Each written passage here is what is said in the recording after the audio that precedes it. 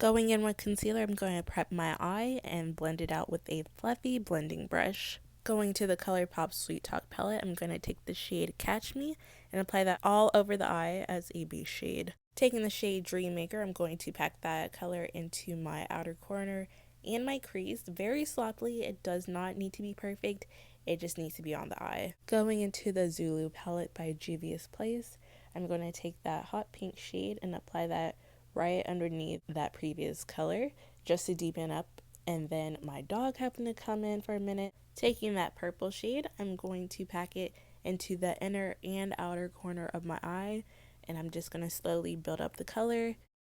Going to the Makeup Geek Matrix palette, I'm going to take the shade Curfew and Back to Fuchsia just to deepen up the inner and outer corner of my eye. Taking a liquid glitter, I'm going to apply that to the middle of my eye as a base, and going in with a Colourpop Super Shock Shadow and pressed glitter, I am going to apply that right on top. Taking the shade Curfew, I'm going to blend that into the inner and outer corner of my eye. Then I'm going to draw on a thick wing using the NYX Epic Ink Liner. Going into the Zulu palette, I'm going to take that hot pink and purple shade and I'm going to smoke that out underneath my eye.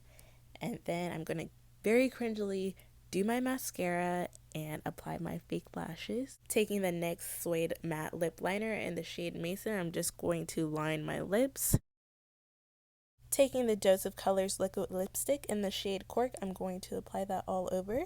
Taking the shade Lavish from Milani, I'm going to apply that to the center of my lips. Being a little extra, I added hearts to the side of my face. Using the Colourpop blush in the shade Between the Sheets, I'm going to apply that to my nose. And then I'm just going to highlight my face with the Becca Opal highlighter.